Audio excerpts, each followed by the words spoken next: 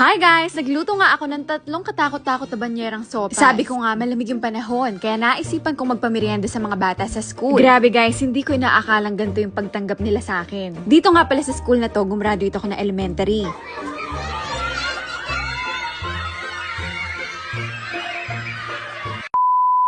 Magang-maga nga, namalengke kami ng mga kakailanganin namin. Sabi ko nga kay mami, gusto kong bumalik sa dati kong pinag-aaralan at pagmeriendahin yung mga bata. 3 malalaking kawali ngayong gagawin naming sopas. Kumulang 300 na mga bata nga ang papakainin ko. Meriendahan nga yung punta namin doon. Nitong mga nakaraang linggo nga guys, pansin nyo ba napakalamig ng panahon, no? Sabi nga ng tita kong teacher, matagal na nga raw akong gustong makita at bumisita doon sa dati kong pinag-aaralan. Matagal ko na rin naman gustong gawin yun at gusto ko rin mag-share ng blessing sa kanila. Eto nga guys, pinagsasabay ko na nga yung mga niluluto kong sopas. Kasi kapag isa-isa nga, mas lalong tatagal. Naku, sana nga magustuhan ng mga bata itong lulutuin kong sopas. Tamang-tama din kasi guys sa panahon to. Alam niyo ba dati, nung LM ako, isa lang ako sa nakakatanggap ng pa-feeding doon sa school na yon. Grabe, ngayon nga ako naman ang magpapa-feeding. At sa wakas, nakayari na nga rin ako magluto, kaya naman pupunta na kami sa school. Nagready nga rin pala ako ng puto para sa mga teacher, sopas, juice, at tinapay naman para sa mga bata. Alam niyo ba, dito sa Sabes, dito ako nag-graduate na elementary.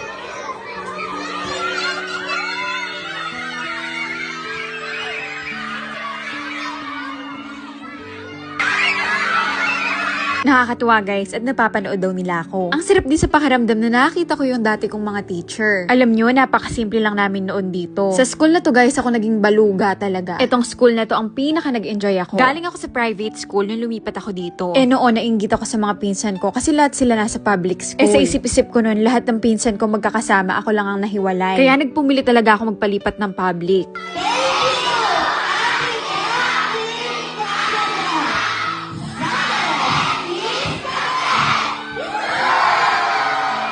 Sana sa mga batang nakakanood nito at sa nakatanggap ng pa-feeding ko, wag kayong susuko sa pangarap nyo ha. Kasi alam nyo ba, dati ako lang yung nasa posisyon nyo. Ako yung batang nakapila din sa pa-feeding. Ngayon, hindi ko akalain na darating yung araw na babalik ako dito. Hindi na bilang tumatanggap, kundi bilang nagbibigay. Kaya sa mga batang to, at sa mga makakanood nito, kung nasan man kayo ngayon, kahit na mahirap, kahit parang ang layo pa ng pangarap nyo, maniwala lang kayo. Kasi balang araw, kwento nyo naman ang maririnig ng iba. Balang araw, kayo naman ang magbibigay. Kayo naman ang mag-share ng blessing sa ibang tao. Maniwala kayo sa akin, kasi dati ako rin yung nandyan. Sa mga guro, hindi lang po kayo nagturo ng leksyon. Nagturo din kayo kung paano mangarap, kung paano bumangon, at kung paano maniwala sa sarili. Sa mga naging teacher ko, bahagi po kayo ng kung sino ako ngayon. Nakakatuwa no, dati estudyante nyo lang ako. Ngayon, eto, bumalik ako, dala yung mga natutunan ko sa inyo. Kaya sa mga bata ngayon, sana wag kayong makalimot. Sana lahat kayo matupad nyo yung pangarap nyo. Para kayo